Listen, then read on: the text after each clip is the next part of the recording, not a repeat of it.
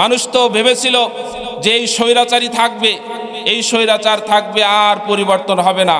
অনেকেই এই মনোভাব নিয়ে চলছিল যে যেভাবেই হোক লিয়াজু করে বাংলাদেশে টিকে থাকতে হবে, গ্রামে বসবাস করতে হবে, এরকম চিন্তা ভাবনা করেছিল। একমাত্র ওলামায়ে কেরাম, হকপন্থী ওলামায়ে কেরাম জীবনের রিস্ক নিয়ে জেল জুলুম জরিমানা উপেক্ষা করে কোরআনের হক কথাগুলো বলেছিল জালিম শাসকের বিরুদ্ধে। জোরে বলেন ঠিক কিনা? সুতরাং আলেমদের সঙ্গে বিরোধিতা করে কেউ টিকে থাকতে পারবে না। সম্মানিত উপস্থিতি, আল্লাহ পাক রব্বুল আলামিন কোরআনুল কারীম নাজিল করেছেন। কোরআনুল কারীম নাজিল করার মাধ্যমে আল্লাহ পাক আমাদেরকে একটি গাইড বুক দিয়েছেন। গাইড বুক হলো এই কারণে দিয়েছেন যেন আমরা পৃথিবীতে সঠিক পথে চলতে পারি, ঠিক কিনা?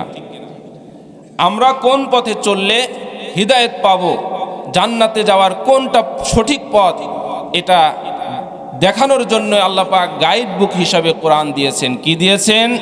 কোরআন দিয়েছেন। ইসলাম একটি জীবন ব্যবস্থা, পূর্ণাঙ্গ জীবন ব্যবস্থা। Islam is complete code of life. আল্লাহ পাক কোরআনুল কারীমের মধ্যে সব বিষয় বলেছেন। এমন কোনো বিষয় নেই পৃথিবীতে যে বিষয়ে কোরআনুল কারীমের মধ্যে নেই। কোরআনুল কারীমের মধ্যে সকল বিষয় রয়েছে, তবে কেউ জানতে পারে, কেউ জানতে পারে না। আপনারা বলেন তো দেখি, কোরআনে কি রাজনীতি আছে? কোরআনে রাজনীতি আছে? আছে। কোরআনে রাজনীতি আছে না নাই? আছে। কোরআনে সমাজনীতি আছে না নাই? আছে। কোরআনে সমাজনীতি, অর্থনীতি, পরিবার নীতি, রাজনীতি, অর্থনীতি, আন্তর্জাতিক নীতি, পররাষ্ট্রনীতি, সব বিষয়ে কোরআনের মধ্যে আছে। সমস্যাটা কোন জায়গায়? সমস্যাটা হলো আমরা জানি না। আমরা জানি না বিধায় কি কোরআনের মধ্য থেকে সব মুছে যাবে? না, কোরআনের মধ্যে আল্লাহ পাক সব বিষয় রেখে দিয়েছেন। সম্মানিত উপস্থিতি, কোরআনুল কারীম হলো এমন একটি কিতাব যেই কিতাবের মধ্যে সকল বিষয় সন্নিহিত রয়েছে, সন্নিবেশিত আল্লাহ পাক করে দিয়েছেন। এই কোরআন যারা অনুসরণ করবে, আল্লাহর নবীকে আল্লাহ পাক রব্বুল আলামিন পাঠিয়েছিলেন এই কোরআনের প্রচারের জন্য। আল্লাহ পাক রব্বুল আলামিন তার হাবিবকে পাঠিয়েছেন কোরআনের প্রচারের জন্য। আল্লাহ পাক রব্বুল আলামিন বলেন, ইয়া আইয়ুহার রাসূলু বাল্লিগ মা উনজিলা ইলাইকা মির রাব্বিক। রাসূল, আপনার উপরে যা নাজিল হয়েছে এই কোরআন দিয়ে দিয়েছি। এই কোরআন দিয়ে আপনি মানুষকে সঠিক পথে হিদায়াত দিবেন, সঠিক পথ দেখাবেন, কোরআনের কথাগুলো পৌঁছে দিবেন।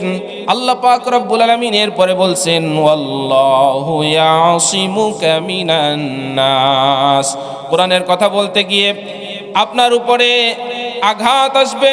নবীজি সাল্লাল্লাহু আলাইহি ওয়াসাল্লাম যখন মানুষের মাঝে কোরআনের কথা বলতেন, তখন একদল শীষ বাজিয়ে কোরআনের এই কথাগুলোকে ব্যাঘাত ঘটাতো, দিনের প্রচারকে ব্যাহত করার জন্য চেঁচামেচি করত, বিভিন্ন কায়দায় কোরআনের কথা বন্ধ করার চেষ্টা করত।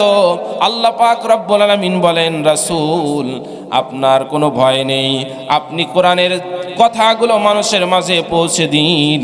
আর যারা এই কোরআনের কথায় বাধা দেবে, আমি আল্লাহ তাদেরকে সাইজ করার জন্য আমি স্বয়ং নিজেই যথেষ্ট। জোরে বলেন সুবহানাল্লাহ।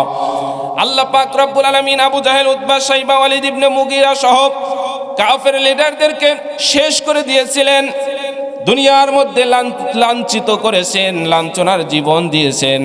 এমনকি মৃত্যুর পরে কোরআনের বিরোধিতা করার কারণে মৃত্যুর পরে তার বাড়িটা টয়লেট বানানো হয়েছে। এই দুনিয়াতে, আগামীতে, বর্তমানে যারা কোরআনের বিরোধিতা করবে, কোরআনের হক কথাগুলো বলতে যারা বাধা দেবে, আলেম উলামাদেরকে যারা কষ্ট দেবে, আল্লাহ পাক আবু জাহেলের মতোই তাদের পরিণতি দেবে। জোরে বলেন ঠিক কিনা? আবু জাহেল, উতবা, শাইবা, ওয়ালিদ ইবনে মুগীরা সহ তাদের পরিণতি যেমন হয়েছিল, কোরআনের কথায় যারা বাধা দেবে, আলেম উলামাদের যারা বিরোধিতা করবে, উলামায়ে কেরাম কথা বলেন নিজেদের স্বার্থে নয়। আমরা এখানে বসেছি, এই চেয়ার হলো আমানত। আমরা এখানে বসে নিজের মন গড়া কথা বলি না। যদি নিজের মন গড়া কথা বলতাম মানুষ আমাদের কথায় আসতো না। আপনারা এসেছেন এখানে কোনো রাজনৈতিক উদ্দেশ্যে নয়, বরং কোরআনের কথা শোনার জন্য এখানে এসেছেন। আমরা দেখেছি যে রাজনৈতিক উদ্দেশ্যে যেই সমাবেশগুলো হয়, সেই সমাবেশে বিরিয়ানির প্যাকেট দেওয়া হয়, এরপরে ক্যাপ দেওয়া হয়, গেঞ্জি দেওয়া হয়, যাতায়াতের ভাড়া দেওয়া হয়। এরপরও নেতা যখন বক্তব্য দেয় তখন এক একজন এক এক দিক বসে থাকে, এক এক দিক ঘোরাফেরা করে, এমনকি ওয়াল টপকে বাইরে চলে যায়, নেতার কথা শোনে না।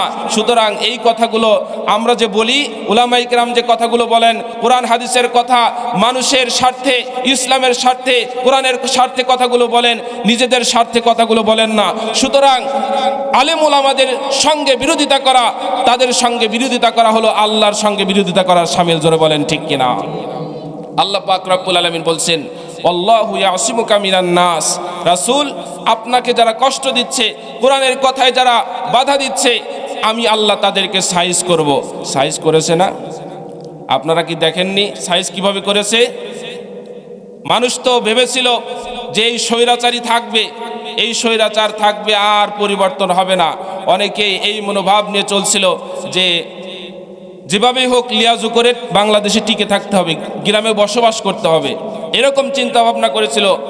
একমাত্র উলামায়ে কেরাম, হকপন্থী উলামায়ে কেরাম জীবনের রিস্ক নিয়ে জেল জুলুম জরিমানা উপেক্ষা করে কোরআনের হক কথাগুলো বলেছিল জালিম শাসকের বিরুদ্ধে। জোরে বলেন ঠিক কিনা? সুতরাং আলেমদের সঙ্গে বিরোধিতা করে কেউ টিকে থাকতে পারবে না।